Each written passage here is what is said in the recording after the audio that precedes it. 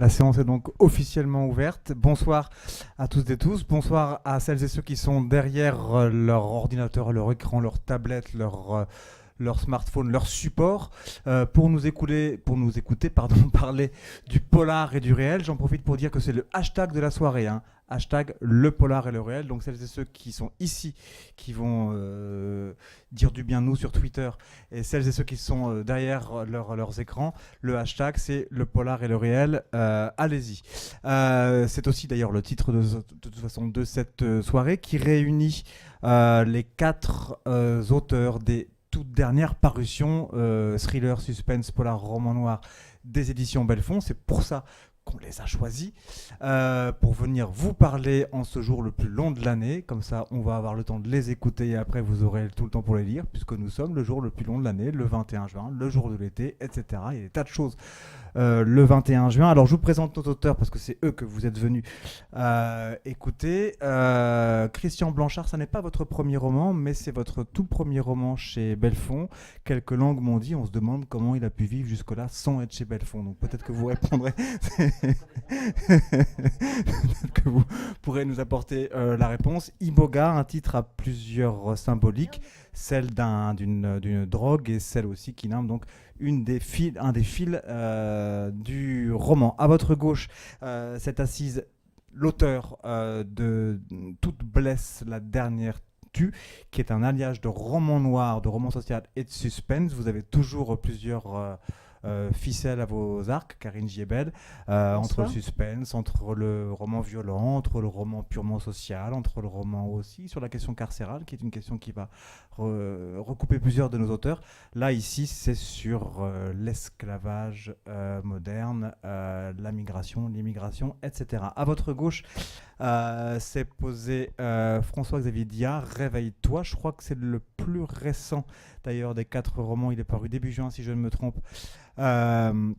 Où il est aussi question d'emprisonnement, où il est aussi question de passé qui revient, de personnes qui ne doit ou ne veut pas dormir. Et pourquoi ? Eh ben, c'est la raison, c'est une des choses que vous allez découvrir, soit parce que l'auteur acceptera de vous dire, soit tout simplement en lisant le livre, donc en ce 21 juin, puisque c'est le livre le plus long de l'année. Vous pouvez ne pas dormir, justement.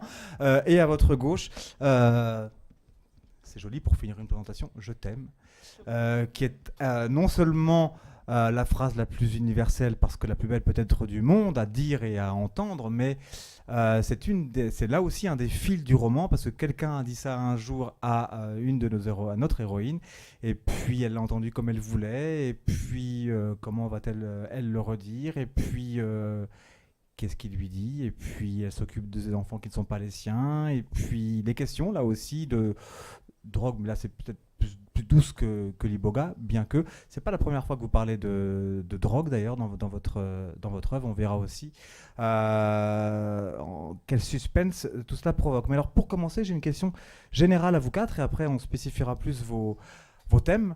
Le polar et le réel, alors par définition, la fiction, quelle qu'elle soit, quels que soient les genres littéraires, ça part du réel, d'un personnage, d'une situation politique, d'une actualité, d'une histoire, etc. Mais en quoi ce genre du suspense, du roman noir, du polar, en quoi pour les 4 auteurs que vous êtes, c'est le genre qui vous permet de dire justement la prison, l'immigration, l'esclavage moderne, la politique carcérale, bref, le réel dont vous avez envie de parler. Qu'est-ce que c'est comme angle ? Nous, en journaliste, enfin, le genre littéraire correspondrait à ce que nous, journalistes, on appelle un angle, justement. Vous, le genre littéraire, en quoi, donc, ce genre-là, c'est ce qui... Qui a compris la question ? Non. Alors, moi donc, je vais répondre, en tout cas, de ce que moi, je ressens. C'est vrai que, en tout cas, dans mes romans, le réel est très, très important parce que comme je mets toujours en scène des gens ordinaires, et que le créneau, enfin le terrain de jeu sur lequel je m'amuse et je mets en scène des personnages et des situations, et c'est en général quand l'ordinaire bascule dans l'horreur, je suis obligée et je dois m'astreindre quand je raconte mon histoire à coller toujours à une réalité très crédible. Il y a une phrase de Mark Twain que je répète et que j'aime beaucoup, qui dit « La seule différence entre la réalité et la fiction, c'est que la fiction doit être crédible. » C'est-à-dire que dans la vie de tous les jours, dans notre vie, il y a des choses totalement incroyables qui se passent qu'on ne pourrait pas raconter, en tout cas dans le genre littéraire dans lequel j'écris, donc qui est le thriller psychologique, le thriller domestique. On ne pourrait pas raconter, c'est trop gros, on n'y croirait pas. Et donc, moi, c'est vrai que le polar et le réel, pour moi, le réel, c'est une réalité à laquelle je dois m'astreindre et faire évoluer mes personnages et mes situations de la manière la plus ordinaire. Évidemment, je vais pousser les situations le plus loin possible parce que ça reste du thriller et que voilà, il va se passer, je vais malmener mes personnages, mais je dois m'astreindre à rester ancré dans une réalité tout à fait quotidienne. Et donc, ça passe par le polar, pour ce qui Tout à nous concerne. Ça y est, maintenant j'ai compris la question. Donc oui, qui a été traduite. Merci beaucoup, Barbara. Oui, ce qui est extrêmement important, c'est les choses qu'on raconte dans les romans, dans les thrillers, etc., sont des choses assez extraordinaires, c'est-à-dire avec des personnages extrêmement forts, des situations qui n'arrivent pas, heureusement, tous les jours, etc. Mais pour que le lecteur y croie et qu'on l'emmène, c'est toujours la notion de crédibilité. Il faut d'abord que le début de l'histoire, que les gens ressemblent à des vrais gens, parce que sinon ça ne marche pas.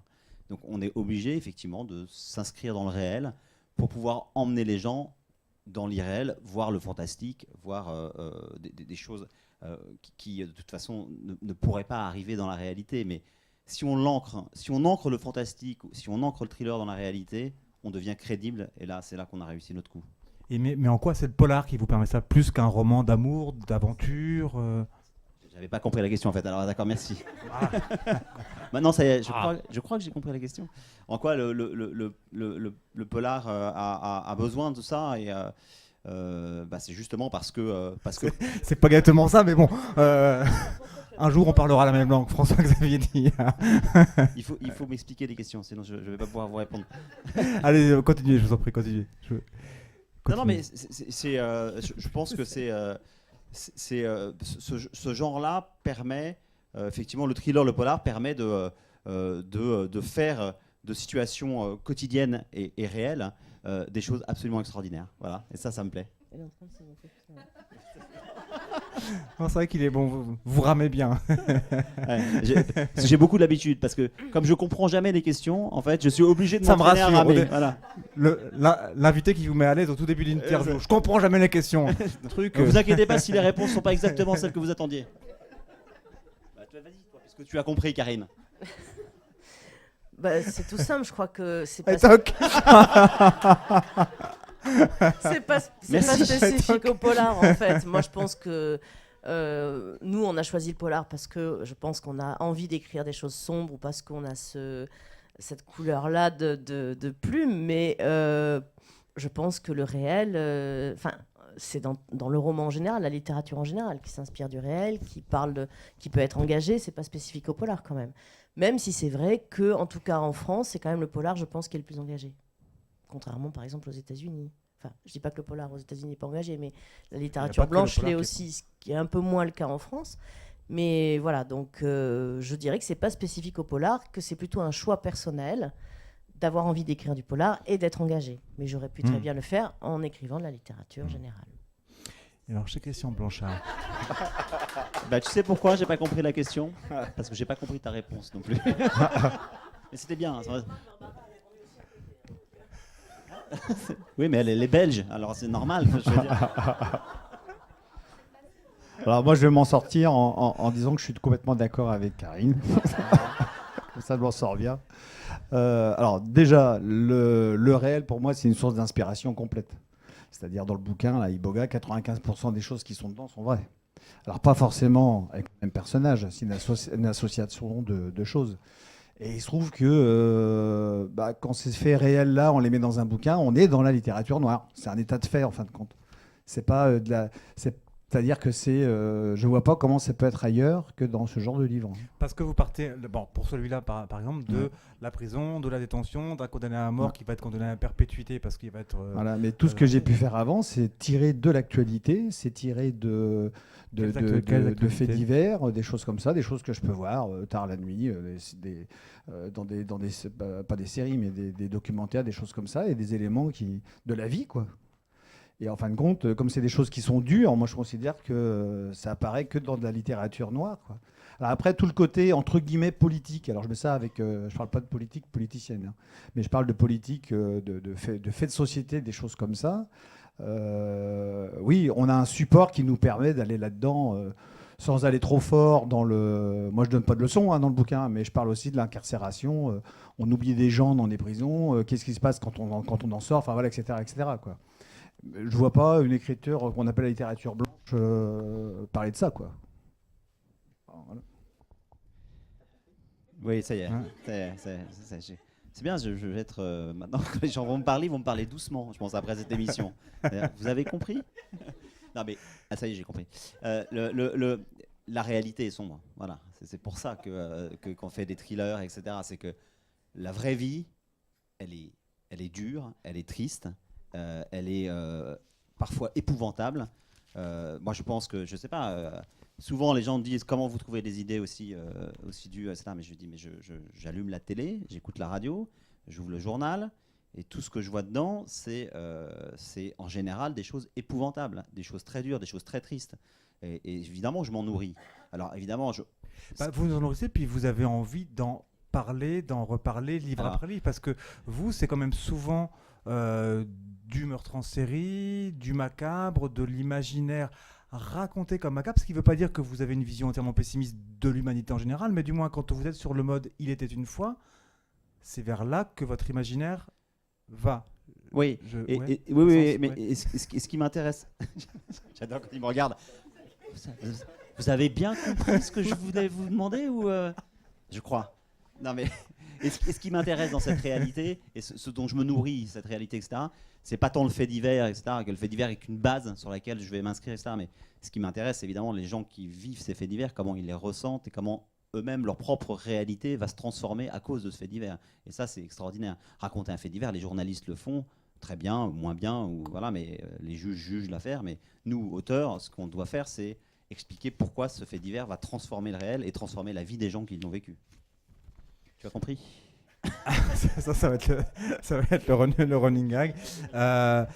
La remarque que je faisais à François-Xavier Diard pourrait évidemment s'adapter aussi à vous, Karine Giebel, puisque vous aussi, il est souvent question d'incarcération, de huis clos, de meurtre en série ou de violence en série, que ce soit du côté de celui qui va les faire ou de celle ou celui qui les subit. Alors là aussi, j'imagine que votre vision du monde, de la citoyenne que vous êtes, n'est pas faite que de ça, mais quand vous racontez une histoire, c'est vers ça que ça va.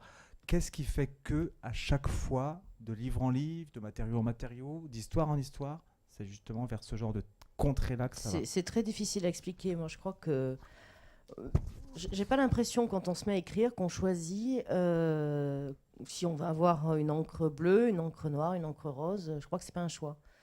Enfin, en tout cas, pour moi, c'en est pas un. Et donc, quand je me mets à écrire, automatiquement, c'est sombre. Voilà.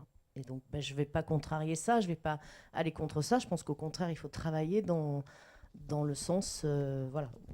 Après, il y a peut-être des auteurs qui sont capables de dire moi, j'écris de la comédie parce que j'ai envie d'écrire de la comédie, ou j'écris du polar ou du thriller parce que j'ai envie d'écrire du thriller. Peut-être que ça existe, mais moi, c'est pas mon cas.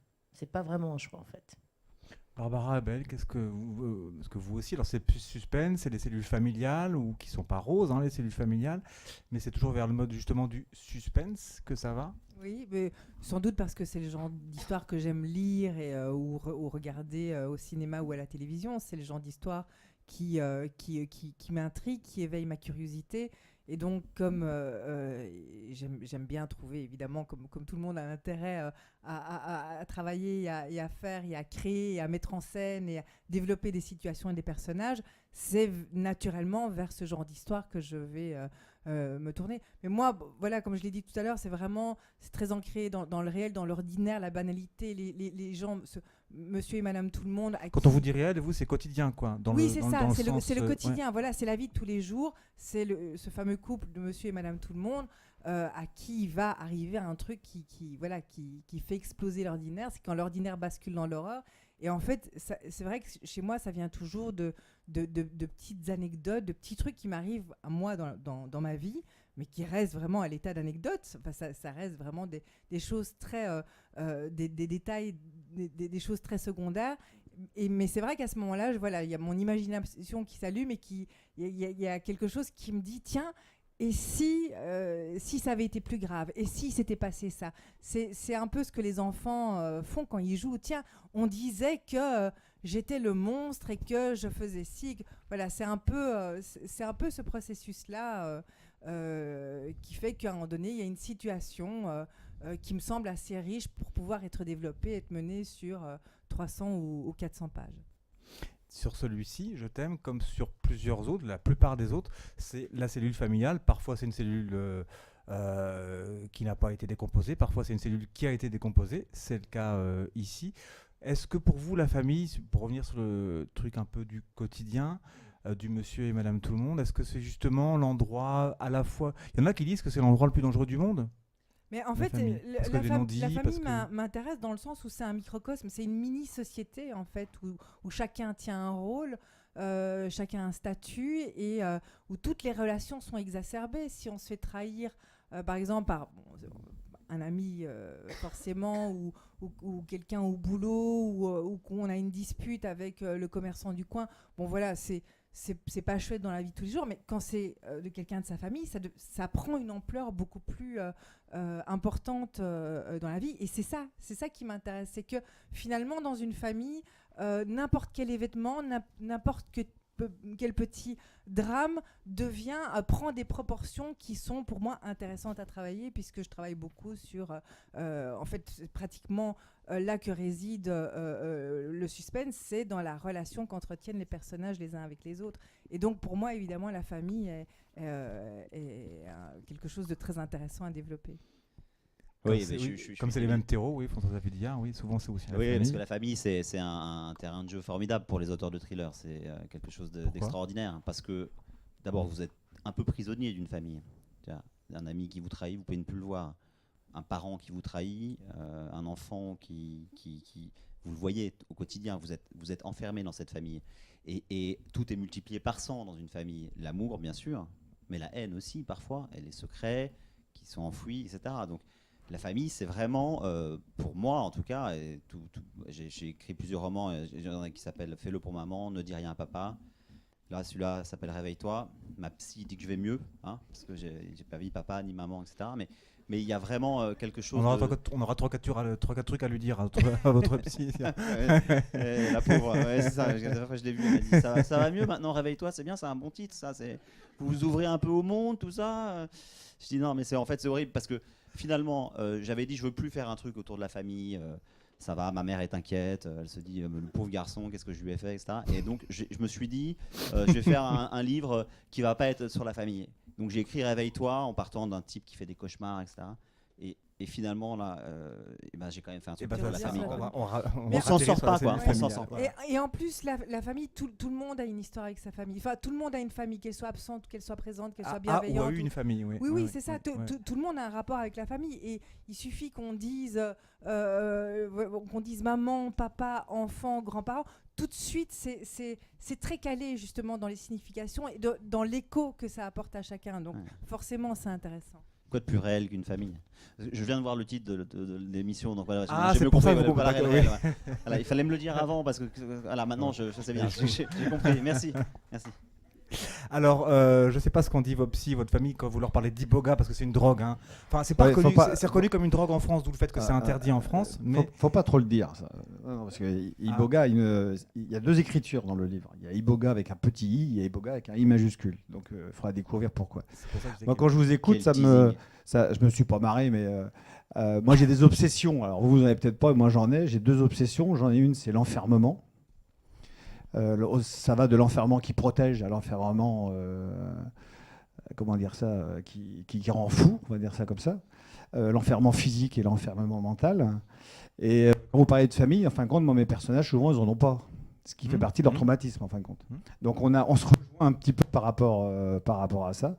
Donc, c'est l'enfermement. Et le deuxième, ma deuxième obsession, c'est le moment de basculement, c'est-à-dire comment quelqu'un devient meurtrier. Pourquoi ? Le pourquoi. On ne naît pas, enfin, de mon point de vue, on ne naît pas avec le gène du meurtrier ou le gène du criminel. On va le devenir et pourquoi. Donc ces deux thèmes-là se retrouvent dans tout ce que j'écris. Et ce que vous dites là, on n'est pas meurtrier, on le devient, on ne sait pas pourquoi, etc. C'est ce qui est arrivé à Jefferson Petitbois, qui est donc la personne qui, au début du livre, a été condamnée à mort. Et puis on est au tout début des années 80. Il y a un président qui arrive en France qui abolit la peine de mort. Il va donc être condamné, du coup, à perpétuité. Et c'est la fameuse composition sur, bah oui, mais enfin, c'est pas forcément... moins pire de passer sa vie en prison que de mourir. Et puis on va découvrir évidemment un peu de ce qu'il veut bien dire, de ce qui l'a amené là, mais aussi justement d'autres mentors, parce que lui, on ne lui connaît pas de famille, parce que c'est pas le sujet du livre, mais en tout cas on lui connaît des mentors justement. Mais sur ce sujet de l'enfermement, de l'emprisonnement, et puis il raconte tout. Non, je raconte le thème. Ah bon, d'accord. Parce que c'est ce qui nous ramène au réel.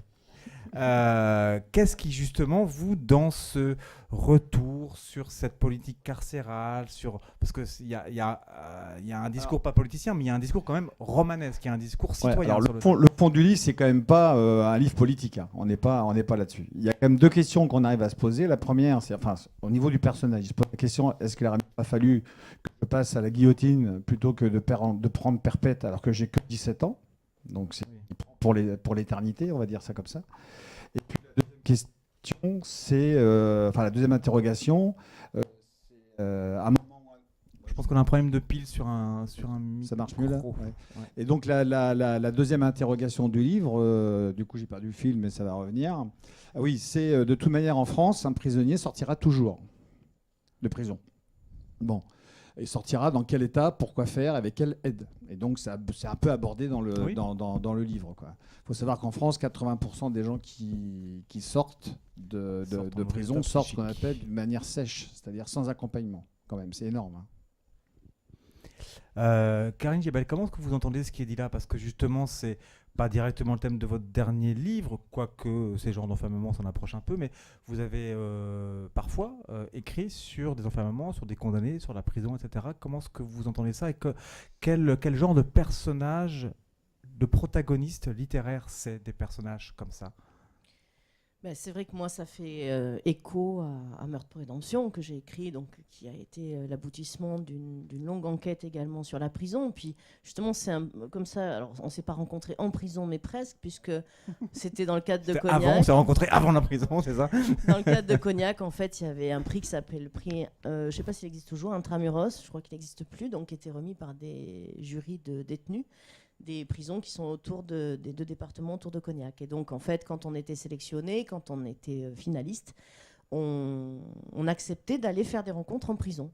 Donc voilà, moi j'ai eu ce prix. Et puis l'année d'après, donc j'étais un peu la marraine du prix suivant, etc. C'est comme ça qu'on s'est rencontrés, donc en allant faire des visites en prison. Donc c'est un thème, qui, moi je trouve, je pense que j'y reviendrai d'ailleurs sur ce thème, parce que c'est vrai que je parle beaucoup d'enfermement moi aussi. Mais c'est important, je trouve. La prison, il faudrait. Enfin, on a quand même tendance à ce que les gens ne s'en préoccupent pas. C'est vraiment quelque chose. Il faut que ce soit loin du regard des gens. Et moi, je crois qu'il faut qu'on aille jeter un petit coup d'œil, qu'on sache un peu ce qui s'y passe, parce que ça concerne toute la société. Justement, un détenu qui sort et qui a été radicalisé, ou bien qui est encore plus dangereux pour d'autres raisons que quand il est rentré, ça concerne tout le monde. Ça ne concerne pas que les gens qui sont en prison. Voilà. Donc il faudrait effectivement voir pourquoi on arrive à des situations comme ça, qu'est-ce qui manque en prison, qu'est-ce qui ne fonctionne pas, qu'est-ce qui fonctionne mal, etc. Donc je trouve que c'est des sujets importants. Ou il faudrait qu'ils ne sortent pas. Ah, ça, après, chacun ses idées. Chacun ses idées. Moi non plus, je plaisante, bien sûr. Il faut tous qui sortent. Mais... Est-ce que lorsqu'on prend ce genre de personnage-là, ou ce genre de thème-là, justement, Est-ce qu'on prend des gants? Est-ce qu'on prend une pédagogie supplémentaire? Un engagement ou pas supplémentaire? Parce que c'est à la fois le réel, mais c'est à la fois un réel que tout le monde ne connaît pas. Oui. Tout le monde n'a pas été visiteur en prison, tout le monde n'a pas été détenu. Tout le monde ne connaît pas aussi le quotidien d'un détenu. Tout le monde n'a pas... Voilà. Est-ce que... Il faut, quand on veut parler de la prison, on peut faire de la fiction, mais par contre, il faut que sur les conditions de vie carcérale, il faut être quand même assez juste. Pas raconter n'importe quoi, parce qu'effectivement, derrière, des gens qui vont lire, ils vont se dire, tiens, ça se passe comme ça en prison. Alors que si on a raconté, si on était à côté de la plaque, je pense que c'est dommage. Donc il faut quand même être assez réaliste sur les conditions de vie carcérale. Voilà, ça, je crois que c'est important.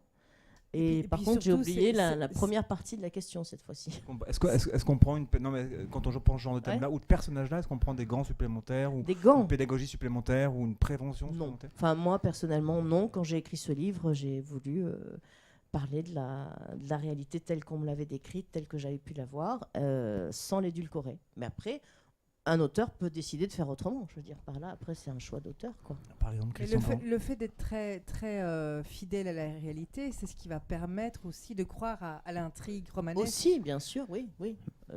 À tout le reste qui n'est que fiction. Ouais. François-Xavier Diard, il regarde toujours le thème du débat avant de commencer sa réponse, pour être sûr de bien y coller. Ok, ça polarise le réel.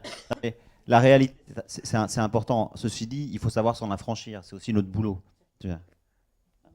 Ouais, le boulot d'un auteur, c'est aussi de s'affranchir de cette réalité. Ça marche pas? Faut pas crier. J'ai mon éditrice qui est au fond de la salle qui me regarde et dit ne crie pas. Calme-toi, détends-toi, ne crie pas surtout. Alors ça laisse augurer ce que dit la psy. Non. Donc je ne crie pas, mais il faut savoir évidemment s'affranchir de cette réalité. Je me souviens que pour un de mes romans, j'étais allé voir un pédopsychiatre, c'était pour Félo pour maman. Il ne m'a pas gardé, hein, il m'a écouté, etc. Et puis à un moment donné, il me dit, bon là, sur le cas là, que vous citez, sur le tableau clinique que vous décrivez, c'est difficilement explicable d'un point de vue médical. Il me dit, ça me choque un peu, etc. Mais c'était tellement mieux d'un point de vue romanesque que j'ai un peu explosé la réalité en disant mais c'est pas grave, ok, j'entends ce que vous me dites, mais là je dépasse ce que dit la faculté en disant c'est pas grave, je vais m'en affranchir parce que c'est mon job de le faire et parce que c'est beaucoup mieux, voilà, l'histoire est beaucoup plus crédible en s'affranchissant un peu de cette réalité. Et je le fais assez souvent, je m'assure que ce que je raconte est pas complètement déconnant, pour pas qu'à un moment donné, un médecin, un avocat, un juge, un spationaute ou j'en sais rien, me disent non mais là, arrêtez de dire des conneries. Mais par contre, je peux, et je crois qu'on doit tous le faire, s'affranchir de la réalité à un moment donné, à un moment clé où le roman va pouvoir emmener le lecteur plus loin que la réalité. C'est pour ça que je crois qu'on nous attend, me semble-t-il. Christian Blanchard, à la fois sur ces questions de licence romanesque, mais sur ces questions de gants ou pas, ou prévention, pédagogie sur les thèmes carcéraux. Alors, moi, je vais prendre l'exemple des matons qui sont dans le livre. Je ne suis pas certain que dans la réalité... Il y en a deux principalement. En tout, il y en a trois, mais il y a deux principaux. Je ne suis pas sûr qu'un prisonnier soit confronté réellement à ces trois personnages dans sa vie carcérale. Mais ces trois personnages-là existent. Donc, il y a le maton, celui qu'on voit quasiment peu, c'est le neutre, en fin de compte. Celui qui fait juste son boulot. Il y en a un qui va prendre en charge psychologiquement et puis aider ce fameux personnage à tenter de s'en sortir. Et puis, il y a le maton méchant, raciste, violent. Mais les trois existent en prison. Alors, est-ce que dans la réalité, justement, un condamné va être confronté à ces trois personnages-là dans sa carrière carcérale? Je ne sais pas. Mais en tout cas, ils existent bien. Ouais. Et là, je reviens à ce que tu disais, c'est qu'en fin de compte, là, on rentre dans le côté romanesque, où moi, j'ai fait intervenir les trois en même temps dans sa vie à Jefferson. Et quel genre de professionnels du milieu carcéral, de personnes de l'institution pénitentiaire, vous avez rencontré pour fabriquer ces protagonistes-là? Alors moi, j'ai feinté parce que j'ai rencontré aucun professionnel, mais là, c'était un choix. C'est-à-dire oui, ce que j'ai rencontré, par contre, c'est... Alors, Karen disait, on avait été voir des détenus. Moi, j'ai conversé très longtemps par courrier avec un détenu qui fait toujours partie du grand banditisme, d'ailleurs. Par courrier, on a échangé pendant près de 3-4 ans. Et lui m'a raconté ce qu'il pouvait, parce qu'on sait très bien que les courriers sont lus, hein, mais ce qu'il pouvait de l'incarcération. Et entre autres, il y a un élément qui est hyper important dans le livre, c'est la notion de temps et le côté infantilisant de la prison. Ils se lèvent à la même heure, ils mangent à la même heure, ils sortent à la même heure, enfin, etc.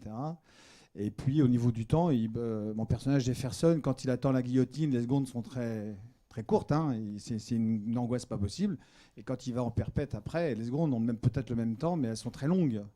Bon, et tout ça, moi, j'ai découvert justement avec ce détenu-là qui m'a expliqué. Et d'ailleurs, j'ai pris une des phrases dedans, hein, qu'il m'a dit, une phrase où il a annoncé les secondes sont longues et pourtant les années finissent par passer.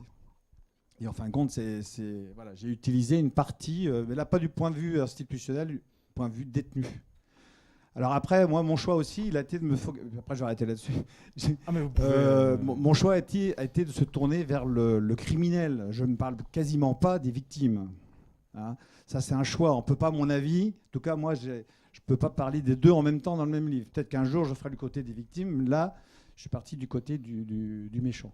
C'est écrit la première personne, on est dans sa tête tout le temps. Soit c'est lui qui parle, soit c'est lui qui pense. C'est lui qui va écrire à un moment ou à un autre et qui va dessiner. Et on a sa vérité à lui. Dans le bouquin, je m'en fous complètement de la vraie vérité, des faits réels de ce qui s'est passé. C'est pas ça, c'est sa vérité à lui. Et voilà. Et après, au lecteur de se prendre ça en plein dans la tête.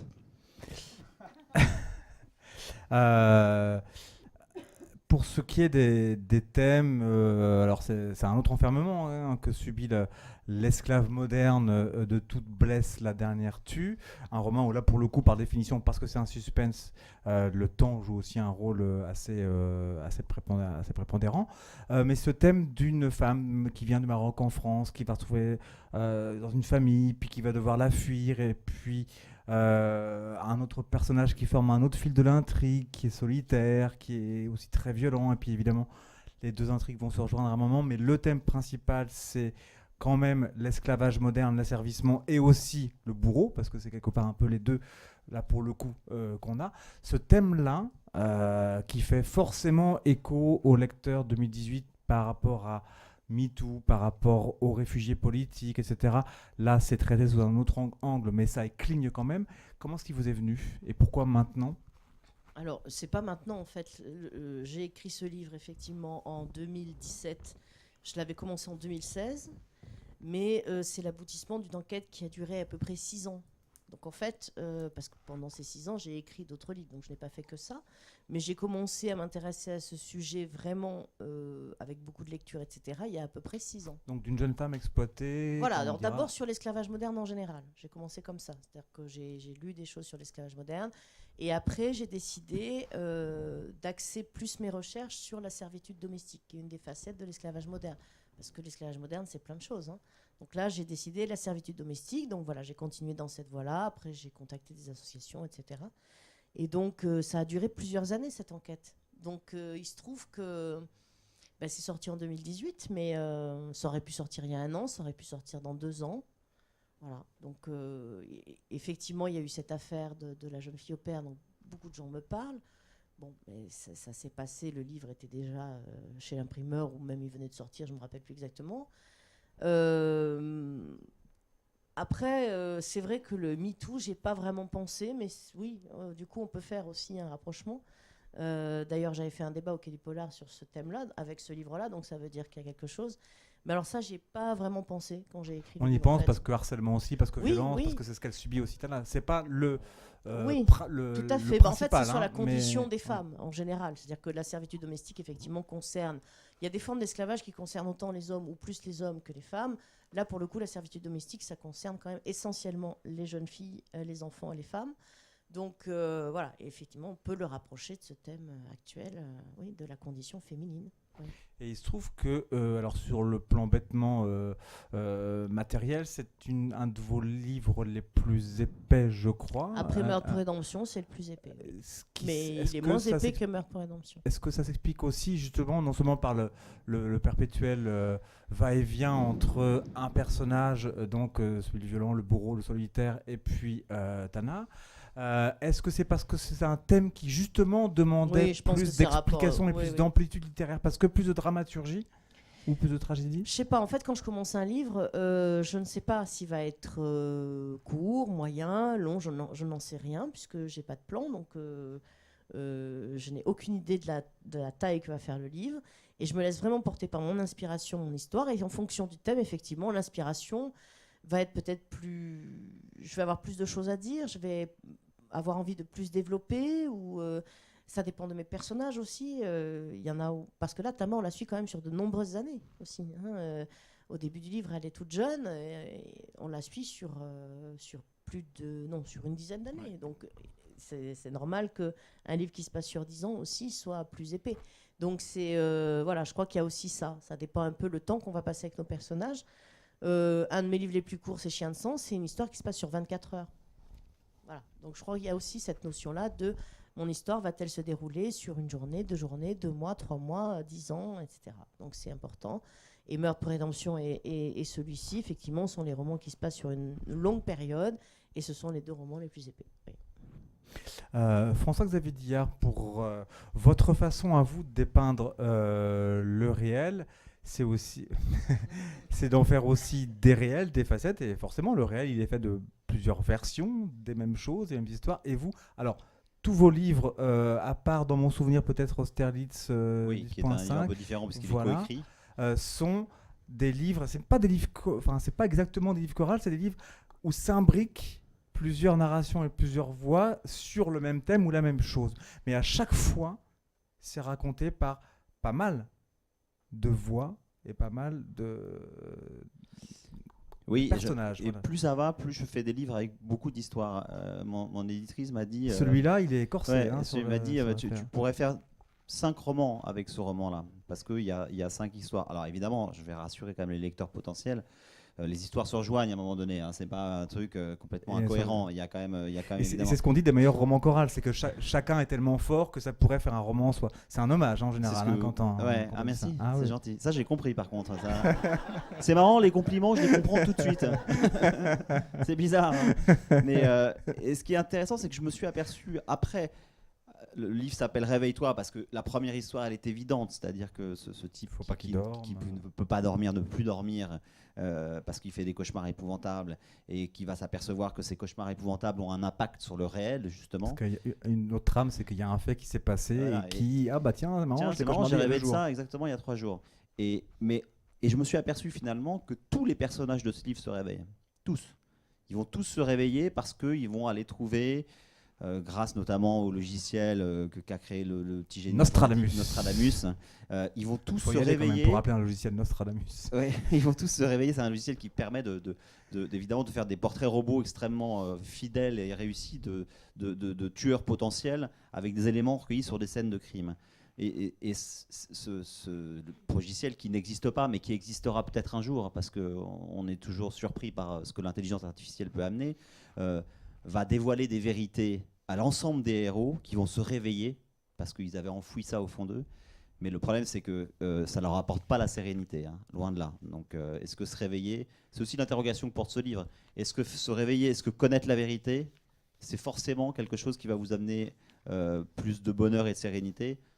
Je ne sais pas. Voilà, mais en tout cas, pour mes personnages, non. Mais moi, c'est un thriller, donc évidemment, si tout le monde à la fin finit heureux... pas les tiens. Pas les tiens, non, ou alors j'ai pas compris.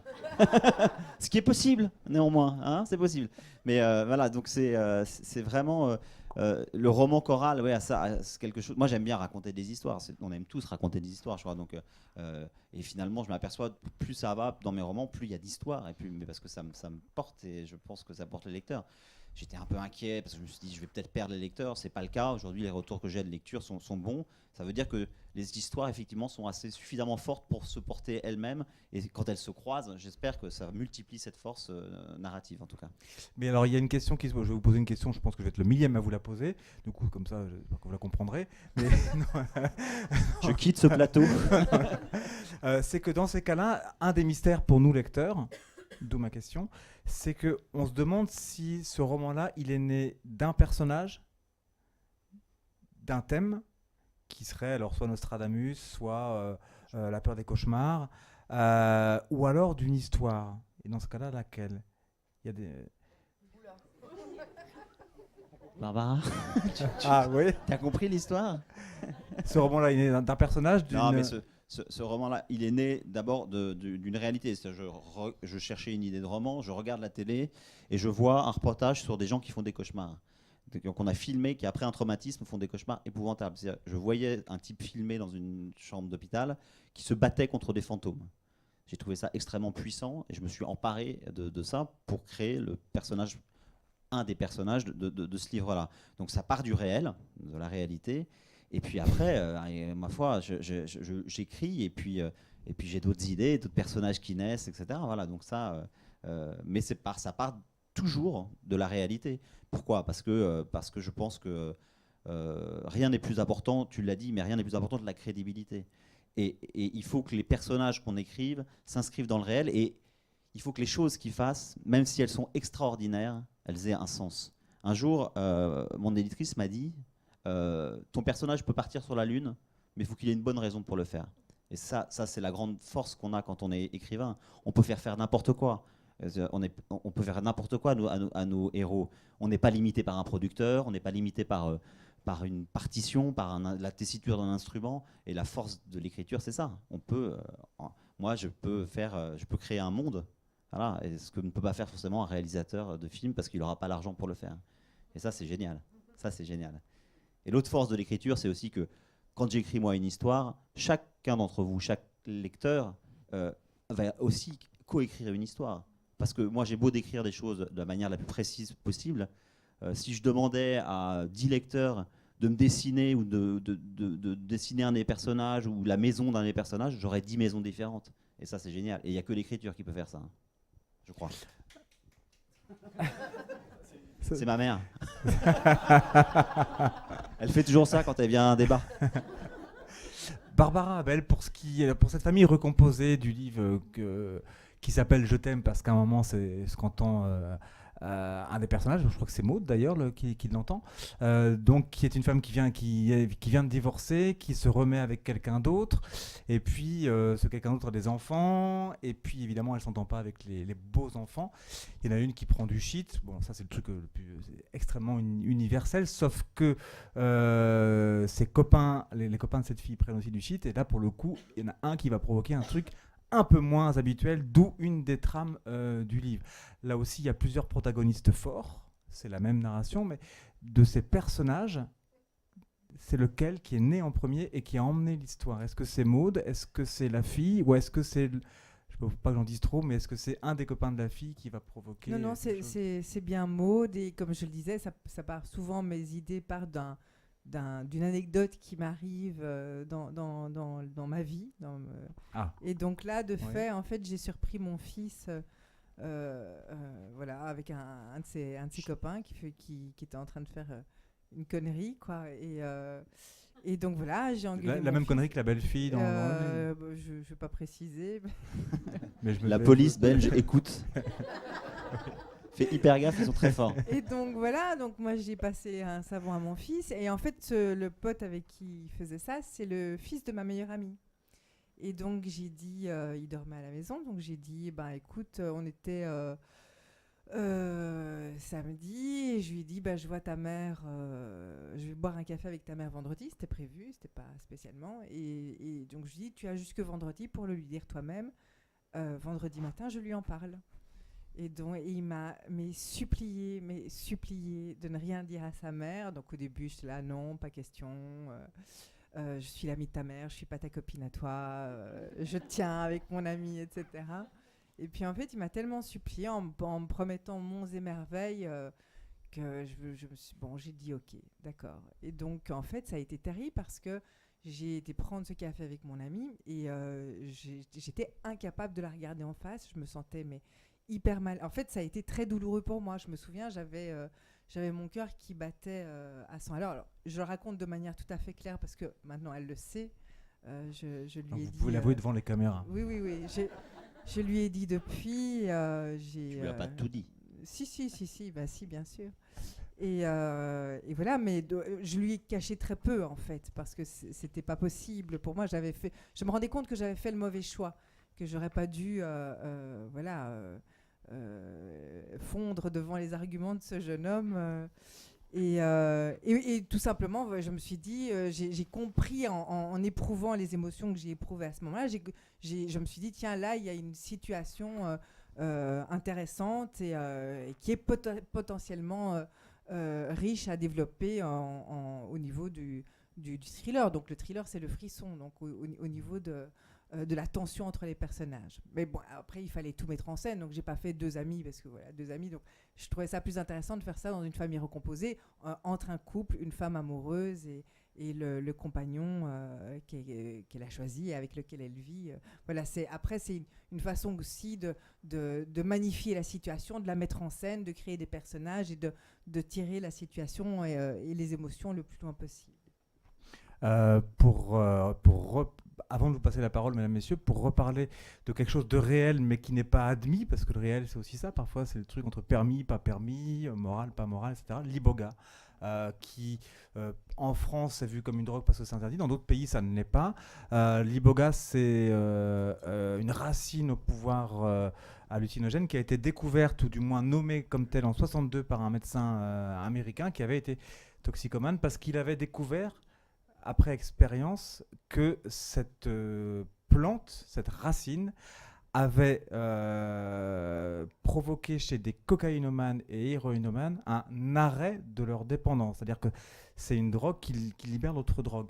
C'est quand même assez... alors, comme ça, sur le papier, ça paraît libératoire. Ça peut aussi avoir d'autres effets de surpuissance, etc. Donc, chez un héros de roman qui croit pouvoir surpasser d'autres ondes de son propre passé, ça provoque des caractéristiques bien spéciales qu'on retrouve justement dans Iboga, c'est ce qui en fait l'intérêt, mais sur cette drogue-là, justement, qui n'est pas connue parce que interdite en France et puis parce que pas expérimentée, comment est-ce que justement de ce réel-là, qui n'est pas permis, on le met dans un roman et on en fait un truc du mal comme ça? Alors, on parlait tout à l'heure d'émissions qu'on voit la nuit, etc. Je suis tombé sur une émission à la télévision qui présentait un Français qui était parti au Gabon et qui faisait un peu comme le Club Med, c'est-à-dire qu'il payait, enfin il proposait à des gens pendant une semaine, je crois que c'est 2000 ou 2500 € la semaine, d'utiliser cette drogue qui est légale dans certains pays africains et certains pays d'Amérique du Sud. Et en fin de compte, il exploitait cette drogue-là. Alors, il faut savoir que c'est une drogue qui est hallucinogène. S'il fait 40 degrés dehors, si la personne a décidé qu'il avait froid, il serait habillé comme un ours. Si c'était moins 40 et qu'il avait décidé qu'il faisait chaud, il serait à poil dehors. Enfin bon, ça rend malade. Il n'y a pas de forme de dépendance. Par contre, il y a une chose qui est hyper importante par rapport à ce que j'ai fait dans le bouquin, c'est que c'est aussi un rituel dans certains pays. C'est-à-dire que cette drogue fait partie du passage, entre guillemets, d'une forme d'adolescence à devenir l'adulte dans certains pays. Donc il y a un acte sacré, on va dire. Et alors je ne peux pas vous dire comment j'ai utilisé ça dans le bouquin. N'empêche que je me suis retrouvé à un moment avec cette idée d'enfermement, parce que Jefferson est quelqu'un qui a réellement existé aux États-Unis. Et puis un autre personnage qui s'appelle Max, les deux ont réellement existé. Et je me suis retrouvé dans la même semaine avec cette idée de manipulation de gamins de 17 ans avec un autre de 40, et puis avec cette idée d'Iboga qui provoque des hallucinations. Et moi, les challenges que je me pose, c'est qu'est-ce que je fais avec ces deux idées-là qui n'ont absolument rien à voir. Et c'est quand j'ai trouvé l'association des deux que je me suis mis à écrire le livre. L'association des deux qui s'appelle aussi Iboga. À Karine, qui a tendance à partir avec une idée et puis à se laisser porter. Moi, j'ai beaucoup plus tendance à avoir besoin de me cadrer et d'avoir des éléments ou des points sur lesquels je me fixe. Voilà. Alors, est-ce qu'il y a, mesdames, messieurs, parmi vous, je ne vais pas dire des connaisseurs de l'Iboga, mais des questions ou des réactions des questions ou des réactions sur ce qu'on a dit, sur ce qu'on n'a pas dit? Ou est-ce que dans le Facebook Live, on a une première question? Par rapport à l'Iboga, c'est pas la plante qui avait déjà été employée dans la forêt d'émeraude il y a déjà 25 ans en arrière? Alors ça me dit rien. John Borman, je crois. Ouais. Mais alors, une chose est sûre, c'est que c'est surexploité actuellement. Et dans des pays comme le Gabon, par exemple, je pense qu'ils sont en très grosse colère parce que d'un acte sacré, c'est devenu un acte d'exploitation et commercial. Et je pense qu'ils sont un petit peu en colère par rapport justement à cette utilisation-là parce qu'en fin de compte, ils sont en train de tuer, le côté commercial est en train de tuer la plante en tant que telle. Voilà. Mais ça, je ne sais pas. Pourtant, j'ai vu le film, mais ça ne me dit rien. Hein, ouais, mais il y a... Ouais. Pour la suite, j'aimerais pour te faire rester anonyme. Non, mais sérieusement, Ouais. sérieusement par rapport au média, j'ai connu une incarcération et c'est vrai que il y a certaines choses que j'ai entendues qui m'ont pas révolté, mais qui me laissent penser que on n'est pas véritablement informé. Donc encore à creuser. Quand vous dites certaines choses que j'ai entendues ce soir? Oui. Quoi? Avec Karine, par exemple, j'ai eu l'impression que le monde carcéral n'était pas véritablement. C'est pas un reproche, hein. Là, pour le moment... J'attends la fin. C'est pas un reproche. Je me rends compte à quel point on est très mal informé. Et même des auteurs qui ont l'opportunité d'entrer dans le milieu carcéral pour rencontrer des gens ou échanger, comme disait monsieur là-bas, avec des reprises de justice, on est loin de la réalité. Enfin, moi, je voudrais juste, parce qu'on l'a précisé, n'oubliez pas que c'est un roman, ce n'est pas un documentaire. Voilà, c'est pas du témoignage, c'est pas du documentaire, c'est du roman, donc forcément il y a des choses qui sont romancées. Mais Puis monsieur moi, Palais, sur ce qu'il avait entendu ce soir. donc, mes infos sur la prison, je les ai pas du tout prises quand on est allé en prison, puisqu'en fait, quand on fait ses visites en prison, malheureusement, vous savez, on doit aller à la bibliothèque ou à la salle où c'est prévu. On rencontre une vingtaine, ça dépend, 5, 10, 15, 20 détenus. On échange sur le livre, la littérature en général, etc. Mais ça s'arrête là. On ne peut pas aller plus loin. Et après, on est reconduit à la sortie, etc. Moi, les infos qui m'ont permis d'écrire Mode Présomption, je les ai eues auprès notamment de surveillants pénitentiaires et aussi d'une ex-détenue. Mais les infos, essentiellement, je les ai eues auprès des surveillants qui avaient envie, justement, parce qu'ils ne sont pas tous pareils, et il y en avait certains qui avaient envie qu'on sache ce qui se passe réellement en prison. Voilà.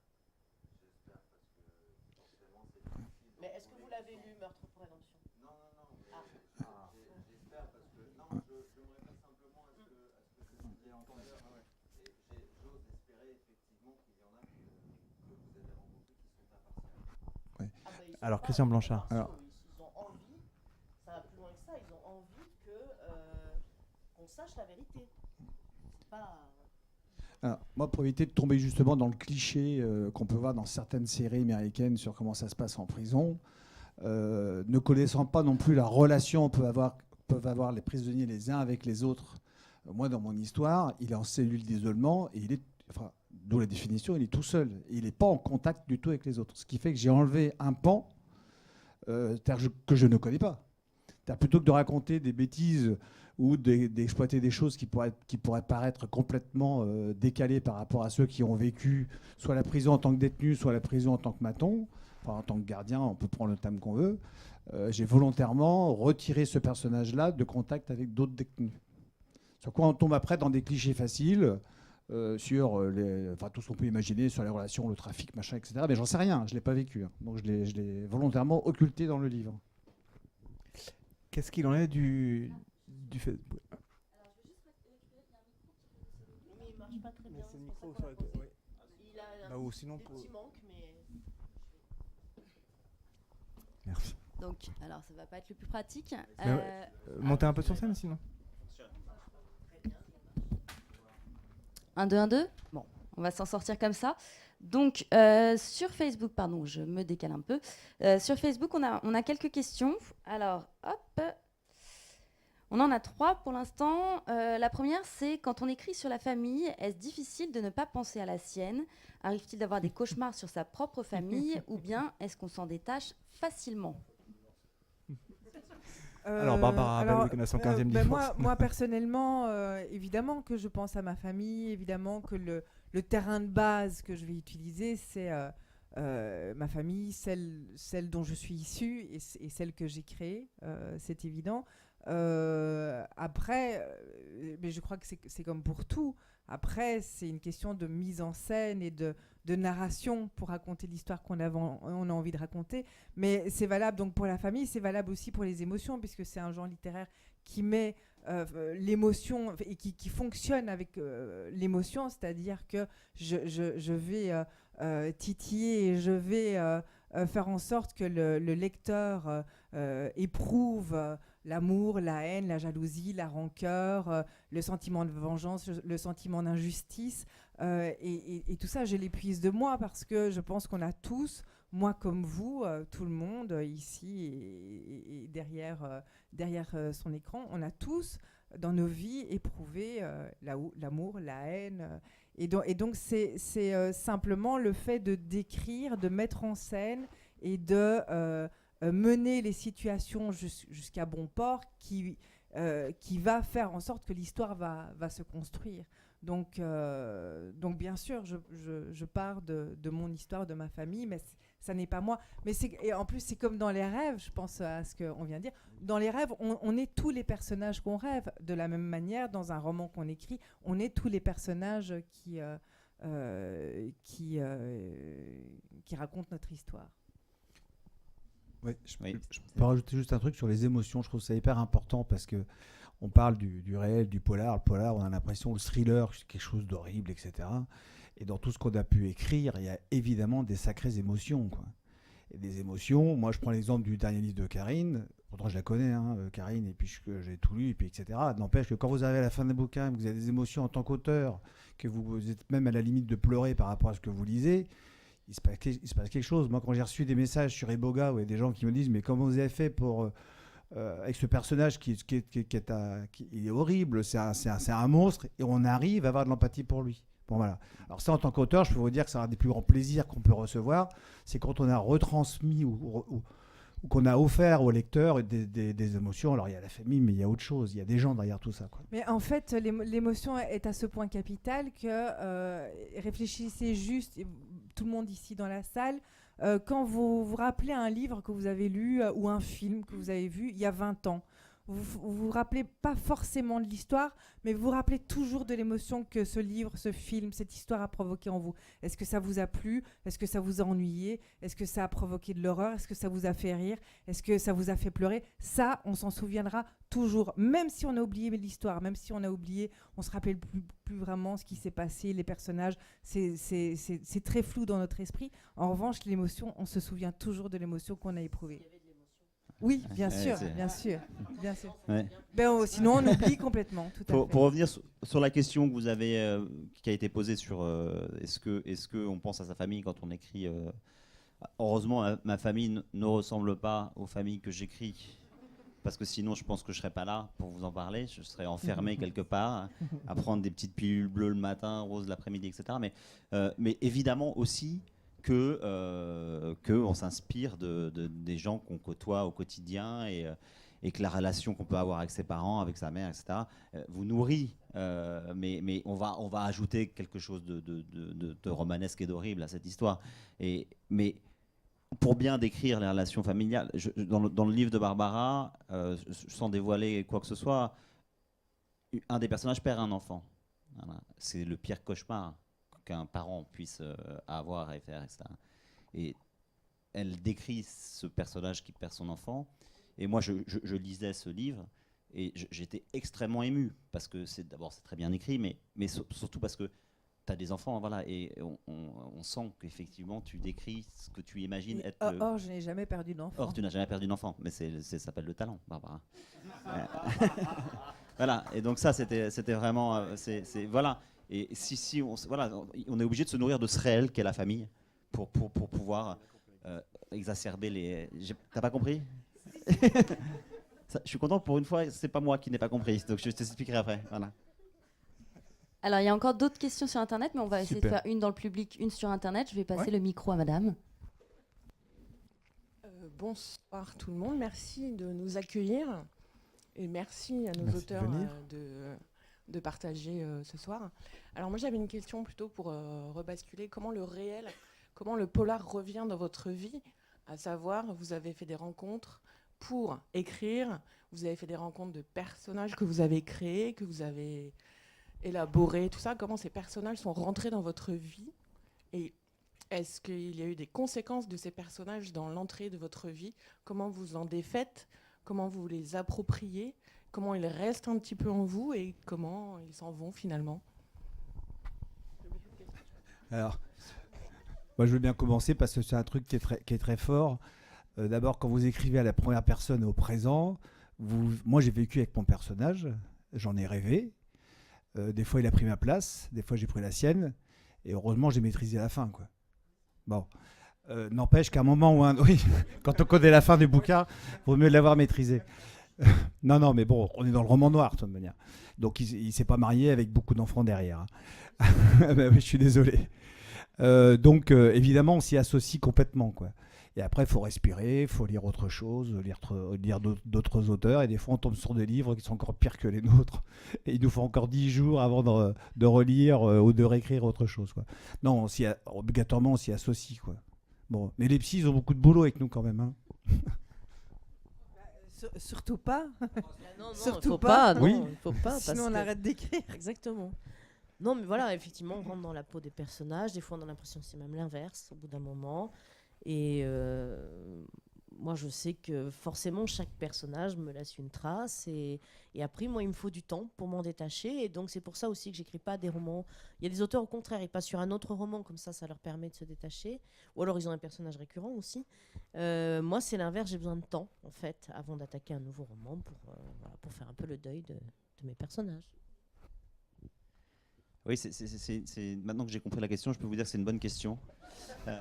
Parce que en fait, ça marche comme compliment, hein, pour ce que vous avez dit. Hein. Non, mais en fait, moi, avant d'écrire, sérieusement, j'entendais souvent des auteurs dire mes personnages sont devenus autonomes, m'ont échappé, voilà, ils sont devenus des entités, etc. Moi, je me disais, ils sont graves quand même, les mecs. Il faut pas nous la raconter. Je veux dire, c'est eux qui écrivent. Franchement, c'est pas possible. Ils font ce qu'ils veulent avec leurs personnages. Mais maintenant que j'écris, je sais que c'est vrai. C'est-à-dire que quand vous créez un personnage, on est toujours sur la crédibilité.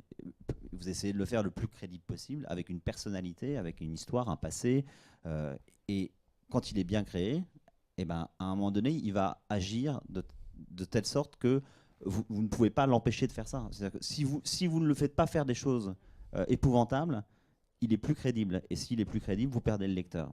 Et ça, moi, j'ai écrit des scènes dans certains thrillers où, une fois que j'ai fini d'écrire la scène, je me suis dit, mais t'es grave, quoi. C'est pas possible d'écrire un truc pareil sur des enfants, etc. Et je me suis dit, pourquoi t'écris ça? Et je me suis dit, mais j'écris ça parce que ce personnage-là ne peut faire que ça. Voilà. Il est obligé de le faire. Et donc, il faut que tu le racontes pour que le lecteur te croie et que tu puisses l'emmener dans l'histoire. Donc voilà, c'est comme ça qu'on arrive à écrire des choses horribles avec des personnages bizarres. Mais vous arrivez aussi au bout de ce personnage parce que justement, vous le dites, il faut qu'il fasse ça. Mais quelque part, c'est vous aussi. Enfin, je pense en tant que... Non. C'est pas moi, madame. Je vous jure, c'est pas moi. Pas de le faire. Monsieur le juge. Mais non, mais de l'écrire. Parce que l'écriture, c'est le... Et vite, voilà. Oui. Voilà, mais est-ce que ça vous permet aussi, vous, d'écrire des choses que... Bien sûr, c'est ce que je vous ai expliqué à l'instant. Ouais. Moi, à un moment donné... Non, mais attendez, peut-être vous n'avez pas compris, c'est pas grave. Moi, ça m'arrive souvent aussi, donc c'est pas très grave. Non, mais c'est ce que je voulais dire. J'ai du mal à m'exprimer, mais c'est ce que je voulais dire. Effectivement, quoi. On emmène nos personnages jusqu'au bout de trucs horribles. Moi, je voulais pas faire torturer les enfants dans des caves. C'est pas un truc que je fais en général, enfin je le fais pas. Non, je le fais pas. Mais j'ai été obligé de le faire. En tout cas, certains de mes personnages le font. Mais c'est pas un truc qui me faisait rêver a priori de faire ça. Mais je l'ai fait parce que le personnage était là et qu'il fallait que je le fasse. Voilà. J'avais pas le choix. D'accord ? Je demande l'indulgence du jury. En direct. Je voulais rebondir rapidement. Ouais. Bonsoir. Bonsoir. Comme disait madame, je suis très contente d'être ici avec vous et de pouvoir rencontrer les auteurs qui sont là. Je rebondis un petit peu sur ce que tu as dit et ce que vous avez dit aussi. Et peut-être que je vais reformuler, comme moi je l'ai compris. C'est une grande soirée autour de la compréhension mutuelle. C'est une séance collective, on vous a pas dit, mais c'est une grande séance collective autour du phénomène de la compréhension. La journée la plus longue, non ? Donc, Non, ce que je voulais savoir, c'est est-ce que justement, mais ça rattrape un peu ce que tu disais tout à l'heure, est-ce que le fait d'écrire pour vous quatre, il y a quelque chose d'exutoire dans l'écriture? C'est que, bon, pour vous dire, moi je travaille en psychiatrie et je suis en lien avec le CMPR, donc le service médico-psychologique régional de Fresnes, avec la prison de Fresnes. Donc tout le milieu psychiatrique et carcéral me plaît beaucoup et m'intéresse beaucoup. Et à la fois, nous, on se protège beaucoup en tant que soignants aussi par rapport à toutes les histoires qu'on peut entendre de la part de nos patients. Et nous, le fait, de notre côté en psychiatrie, on rigole beaucoup, on se décompresse beaucoup en refaisant un peu les situations de nos patients ensemble. Moi, je voulais savoir, c'est de votre côté aussi, le fait d'écrire, il y a un côté un peu exutoire. Tout à l'heure, Karine, vous disiez que la plume que l'on a n'est pas forcément une plume qu'on choisit, mais que l'on ressent en soi. Le fait d'avoir cette plume noire qui plaît à beaucoup d'entre nous et qu'on peut ressentir aussi. Moi, je lis... Merci. Je lis des thrillers aussi pour un petit peu me libérer de beaucoup de choses que je peux ressentir en moi. Et je voulais savoir si de votre côté, pour vous quatre, c'est un petit peu la même chose. Ou est-ce que le fait de ne... Si vous n'étiez pas auteur, comment ressortir cette noirceur finalement On qui peut être torturerait les animaux. Mais Voilà, c'est ma tout simplement. question. Je veux dire, Il a quelle compris. question? Mais Il a oui, bien compris. sûr. J'ai torturé les C'est t-shirts. vrai, moi, je dis souvent que je ne vais pas dépenser mes sous chez un psy. Je les gagne en mettant en scène mes angoisses. En fait, je refile la patate chaude au lecteur. Et c'est vrai. Alors, c'est assez drôle parce que, par exemple, dans l'évolution de mes romans, donc mon premier roman, je racontais l'histoire d'une femme enceinte. Ah tiens, c'est bizarre, j'étais enceinte quand j'ai commencé à écrire le bouquin. Alors, mes premiers romans mettent en scène des très jeunes enfants.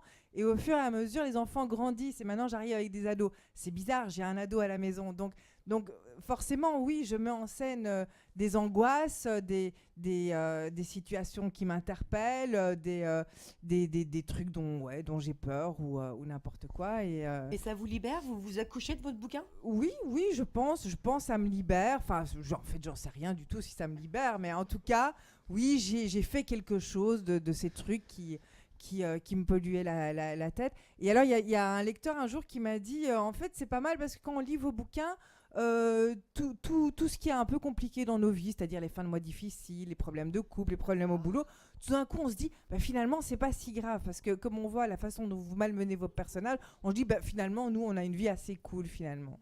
D'accord.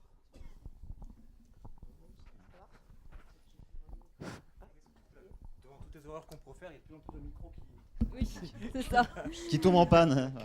Alors, j'ai d'autres questions et j'en ai une plus particulièrement de Vivien pour Karine et Barbara, qui rebondit un peu sur ce que disait Karine tout à l'heure. Enfin, vous avez évoqué l'idée d'un personnage récurrent. Vous avez dit que c'était pas votre truc, mais c'est justement la question.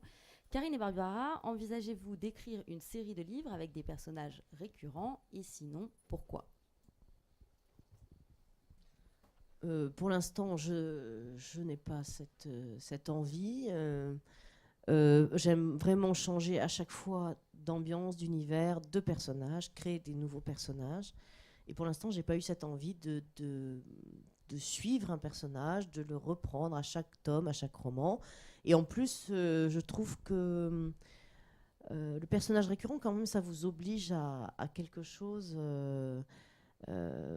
forcément, si votre personnage revient, on sait qu'il va être vivant dans le tome suivant, donc on tremblera pas énormément pour lui parce que quoi qu'il y arrive, même s'il est enterré vivant, même si de toute façon il va s'en sortir. Donc voilà. Donc moi je trouve que ça me laisse une totale liberté avec mes personnages. Voilà, et ça me permet vraiment de changer à chaque fois. Mais peut-être qu'un jour, j'aurai un personnage que j'aimerais beaucoup. Pourtant j'aime beaucoup mes personnages, mais ça change rien. Donc je crains fort que ça n'arrive jamais, mais voilà, on ne sait pas. Oui, moi c'est sensiblement la même raison. C'est vrai qu'après avoir mené à bien une histoire, déjà j'ai besoin d'un certain temps pour m'en défaire et puis recommencer à songer à l'histoire prochaine et trouver une nouvelle idée de départ. Et c'est vrai qu'en règle générale, j'ai plutôt envie de partir sur quelque chose de complètement vierge et de pouvoir recréer une histoire, des personnages, des situations, des émotions. Et alors, je l'ai fait une fois, donc faire une suite à l'un de mes romans. Donc là, il y a une suite à Derrière la haine. Et je dois dire que je suis partie dans cette aventure en me disant super, ça va être super simple, les 10 doigts dans le nez, etc. Et en fait, ça a été hyper compliqué. Et peut-être je me suis moins amusée que lors des autres romans, justement parce que j'étais tenue par justement tout le passé de ces personnages. Or, c'est drôle parce que c'était vraiment ça qui avait fait, qui avait créé l'envie de faire une suite à cette histoire, c'est-à-dire commencer un nouveau roman avec des personnages qui ont un passé, un passif et qu'on connaît et qu'on retrouve un peu comme dans les séries aujourd'hui. Et pourtant, voilà, j'ai quand même eu du mal à m'en dépatouiller et je me suis sentie moins à l'aise. Donc peut-être c'est ça aussi qui fait que là, j'ai plutôt envie de partir sur des histoires toutes neuves. Autre question, réaction? N'hésitez pas.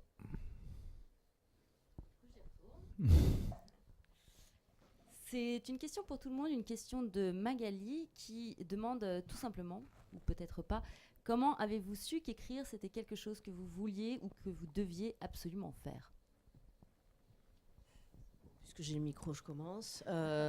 Merci. Non, mais c'est une question, en fait, je crois que c'est comme une sorte de...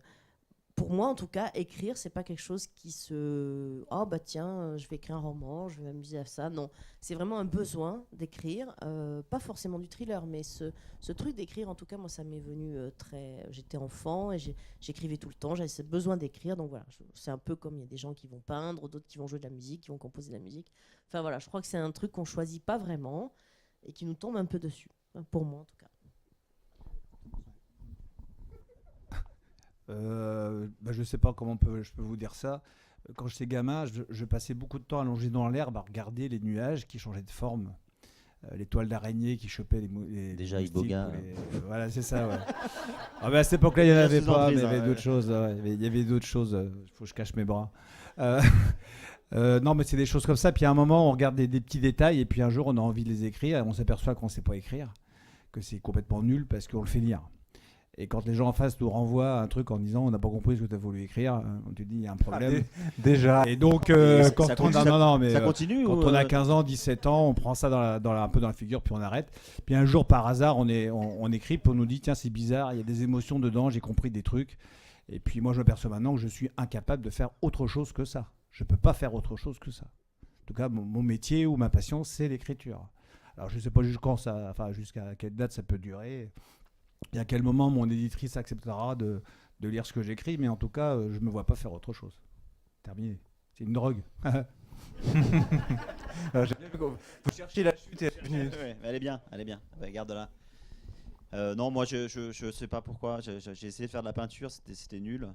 J'ai fait de la musique, c'était pas mal, mais bon, je me suis dit je vais faire de la littérature. Mais en fait, j'ai un rapport extrêmement simple à l'écriture, donc c'est pas un besoin, c'est que ça me plaît. Voilà. Je prends beaucoup de plaisir à écrire, pas à me lire, hein, je suis pas non plus complètement narcissique, mais je prends beaucoup de plaisir à écrire et à raconter des histoires. Donc c'est simple en fait pour moi, l'écriture.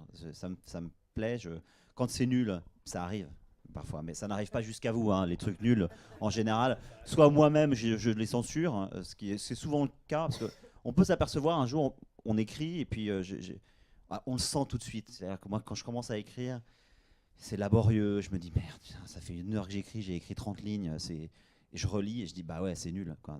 Donc ça, hop, après parfois c'est votre éditeur qui vous dit non c'est quand même pas terrible, mais parfois il vous dit rien, c'est encore pire, je vous raconterai pourquoi. Mais donc voilà, et quand j'arrive pas à écrire j'arrête et puis voilà, mais je recommencerai le lendemain et le lendemain ça ira mieux et on le sent quand c'est bien en fait. Ouais. Et ça c'est vraiment un truc, ça vous le fait tous, c'est la musique de l'écriture, c'est ça, c'est que quand c'est fluide, ça se passe bien, on cherche pas trop nos mots, et puis on se dit tiens ce mot-là il est bien, et puis quand on lit la phrase, on l'entend et on se dit ah ouais, on se dit ça, celle-là elle est chouette, voilà, comme ça, mais sans prétention, juste se dire elle est chouette, elle me plaît, j'aime bien la relire, voilà. Ouais, c'est ça, c'est ce que je voulais dire, et c'est une phrase simple, mais je pense qu'elle va porter, voilà. Mais moi ce que je recherche dans l'écriture, c'est ça, hein, de plus en plus, la simplicité, quoi, vraiment. Quand on écrit les premières fois, je sais pas comme vous, mais je me souviens des premières choses que j'appelle ça des choses, parce que j'ai pu écrire. c'était très compliqué, etc. Je me souviens d'avoir, il y a quelques années, j'ai voulu commencer à écrire et je me suis dit, tiens, je vais écrire, je vais décrire une table ou un truc comme ça. Mais c'était affreux, quoi. Je veux dire, c'était nul. Je décrivais la table. En plus, ça n'avait aucun intérêt. Maintenant, j'ai compris que quand je décris un objet dans une pièce, je le décris parce qu'il a une utilité quelque part dans le livre, etc. Et puis, j'ai aussi compris que j'étais pas Proust. Et ça, c'est bien. Non, mais voilà. Non, mais il faut le comprendre à un moment donné, parce que sinon, on va s'épuiser à faire des choses qui seront pas bien. Donc voilà, c'est ça.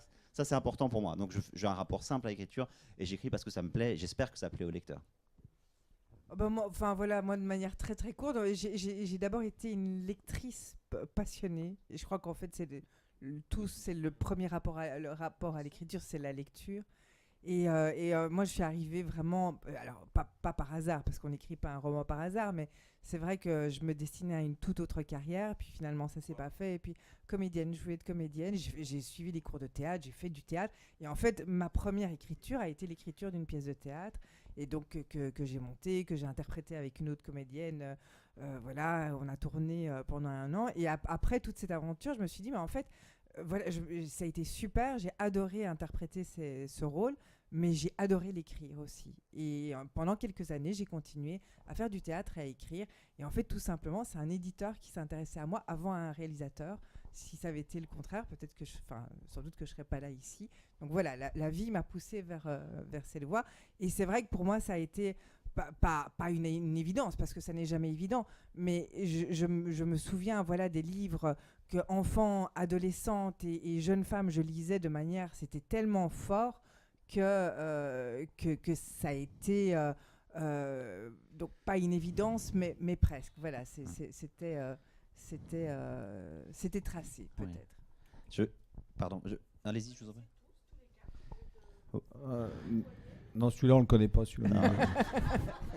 Moi, perso, je les déteste tous. Ouais. Mais bon, je fais bonne figure. Oui, on se connaît. Non, on se connaît, on s'entend très bien. On s'entend très bien, ouais, c'est...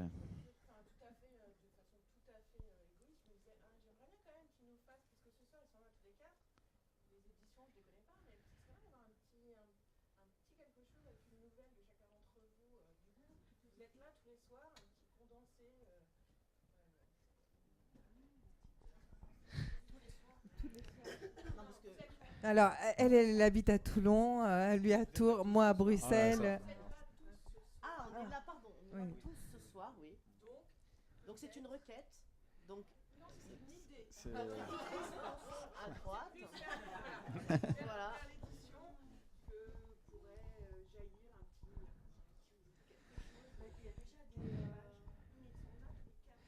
Non, de nous 4, effectivement, il n'y a pas... Non, mais il y a des idées, il y a des échanges, il y a des choses comme ça, mais après on a un problème de temps, de disponibilité, etc. Mais on a envie, parce qu'on s'aime beaucoup, je crois, aujourd'hui. On se connaît bien, on s'apprécie et on a envie effectivement de ça, mais on a peu de temps, c'est vrai. Et je reviens sur ce que tu disais sur la lecture. Tous, je pense, on l'a été, mais moi aussi j'étais un très très grand lecteur. Depuis tout petit, mes parents m'ont permis de tout lire, ou presque, en me disant, lis. Je fais pareil avec mes enfants, je dis, lisez ce que vous voulez, mais lisez. Et quand on écrit, après, on lit un peu, enfin moi, en tout cas, là, je parle que pour moi, on lit beaucoup moins. Et je me suis aperçu il n'y a pas très longtemps qu'il faut que je lise, voilà, parce que ça nourrit l'écriture, et on a besoin de lire. Je lis évidemment Barbara, Karine, etc., mais je lis aussi d'autres auteurs, et parce que c'est nécessaire de se nourrir de l'écriture des autres pour s'en inspirer parfois, pour se dire ah putain, cette phrase-là, j'aurais bien aimé l'écrire moi. Ah, ça m'est arrivé déjà. Ouais. Ah, pour un roman de Karine d'ailleurs, je lui ai envoyé une fiche, je lui ai dit t'aurais pu ne pas l'écrire. T'aurais pu me la laisser celle-là, cette phrase-là, tu vois, elle était vraiment bien, t'aurais dû me la laisser, mais elle avait déjà piqué avant. Voilà, donc on se connaît. Peut-être qu'un jour il y aura un projet, on ne sait pas, hein, mais voilà. On y pense de temps en temps et on en rigole. Voilà. Alors, si un jour vous lisez au moins un exemplaire un livre de chacun de nous 4, vous verrez qu'on a des univers. On a des écritures différentes. C'est, je pense, qu'aussi qui fait la richesse de la maison d'édition, c'est qu'en fin de compte, on ne se ressemble pas. On n'a pas la même écriture, le même univers. Quand tu dis la richesse de la maison d'édition, ouais, tu ne te trompes pas, effectivement. Ouais. Alors, moi, je suis désolé parce que Moi, j'étais sur la richesse intellectuelle. Bon, moi, tu sais, moi, je comprends pas tout. Je suis un peu terre à terre. C'est ce que j'allais te dire, mais je parlais de richesse intellectuelle. Désolé. J'avais compris. C'était pour faire de l'humour. J'avais compris aussi. Ouais. Alors, je vais vous faire juste 2 retours qui ont été faits sur Internet. Déjà, tout le monde vous félicite pour votre humour et les gens passent une très bonne soirée. Et nous aussi, on passe une très bonne soirée. Et enfin, vraiment, que vous répondiez ou que vous posiez des questions, il faut prendre le micro parce que les gens derrière Internet n'arrivent pas du tout à entendre. Et enfin, donc, c'était pour rebondir. Il y a 2-3 personnes sur Internet qui ont rebondi pour demander quelles étaient vos lectures à chacun. Merde, ils vont s'apercevoir qu'on a menti. Ils vont le savoir maintenant. Vas-y. Bon, alors moi, pour le moment, précisément, ce que je suis en train de lire, c'est un bouquin que j'ai retrouvé chez un bouquiniste, c'est Saga de Tonino Benakista, parce que voilà, je l'avais lu il y a très longtemps. Je suis retombée dessus par hasard, je l'ai vu. Il coûtait 1,50 €, je l'ai quelque part chez moi, mais je l'ai repris et je suis en train de le lire. Mais sinon, de manière plus générale, c'est vrai que, comme tout le monde l'a dit, du fait qu'on écrit maintenant, c'est vrai qu'on lit moins. En tout cas, le rapport à la lecture a changé.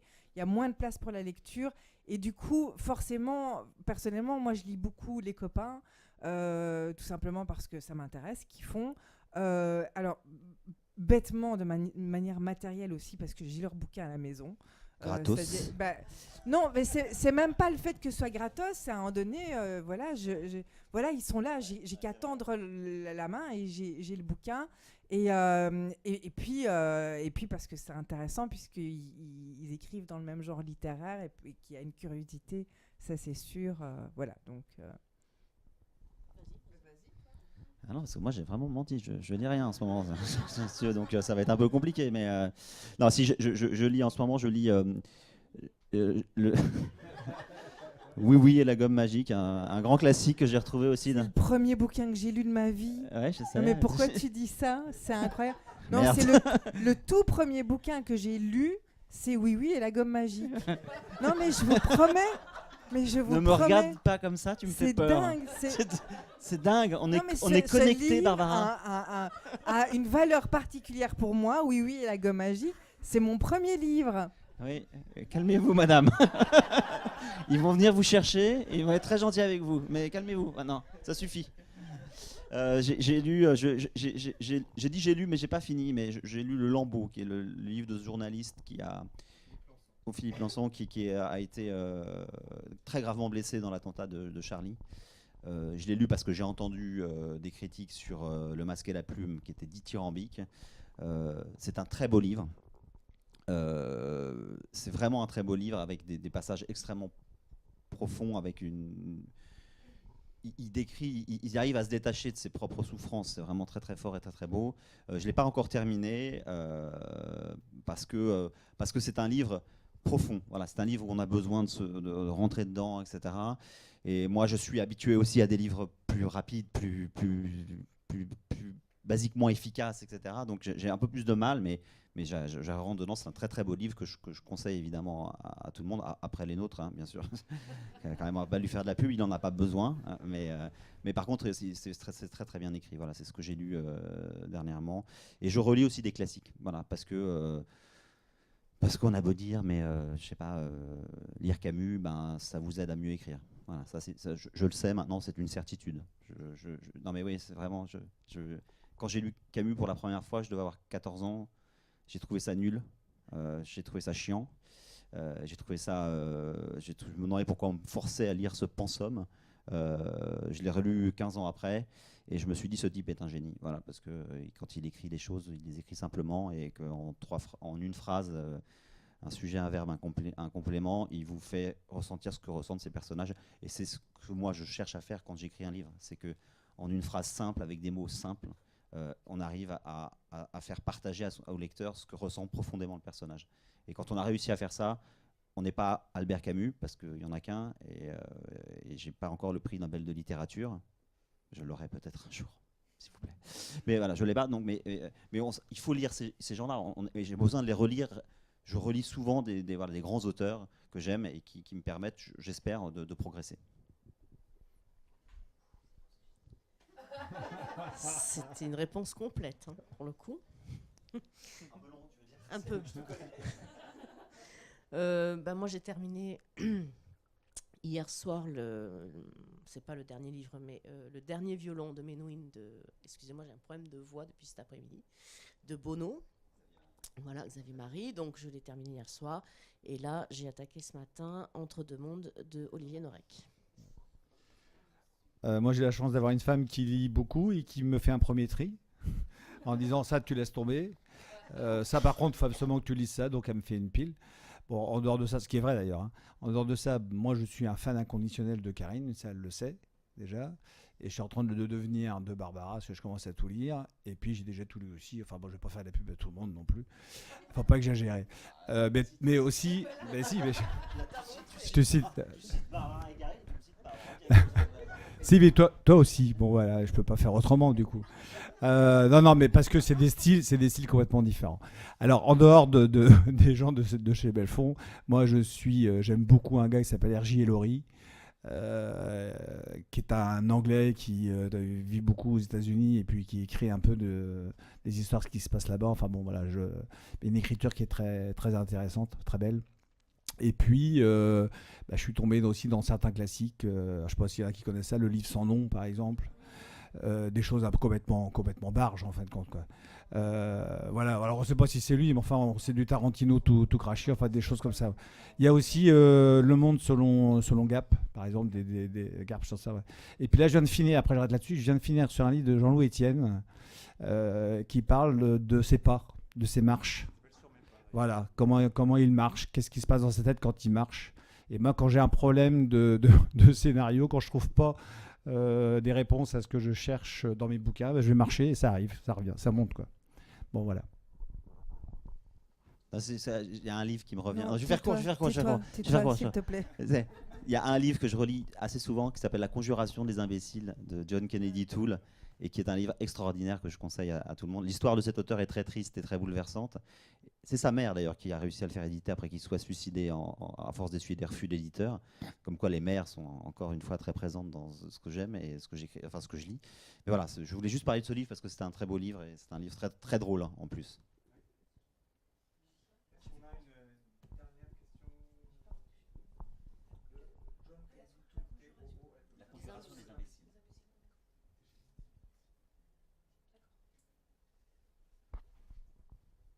Alors, c'est juste la suite de cette question-là, qui est, dans ce que vous lisez, quelle est la part, alors je ne sais pas si on peut donner un pourcentage, mais quelle est la part de polar que vous lisez?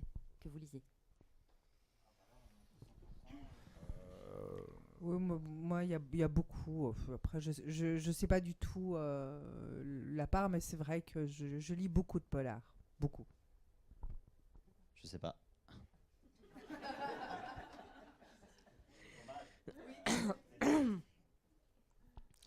Je dirais une bonne moitié, une grosse moitié de polar. Un peu plus de la moitié. Oh, une très grosse majorité, tant qu'il n'y a pas d'enquête policière. Ça m'insupporte, les enquêtes policières. Enfin, bon, parce que c'est enfermant, parce que c'est toujours... Enfin, soit c'est complètement incohérent, soit il faut respecter les codes de l'enquête policière, et puis on reste tout le temps dans la même chose, quoi. Et puis des fois, c'est tellement téléphoné qu'il y a une part pas une part de rêve, mais une part d'invention qui n'est pas là quand on est dans un... Alors, sauf quelques exceptions, évidemment. Il faut relire quand même ce qu'a fait... je ne sais même plus son nom. Enfin, c'est pas grave. Dans les années 60, en France, là... Ouais, enfin bon, bref. Et c'est plusieurs. Voilà. Non, oui. Enfin, non. L'autre. Bon, c'est pas grave. Voilà, Simenon. Parce qu'il y a une dimension sociale qui est très importante. Il est belge, hein. Je dis ça, je dis rien. Qui est belge, ah oui, c'est ça, oui, c'est vrai. Mais j'ai oublié que tu l'étais aussi. Bon, voilà. Mais c'est pas mon trip, les enquêtes policières.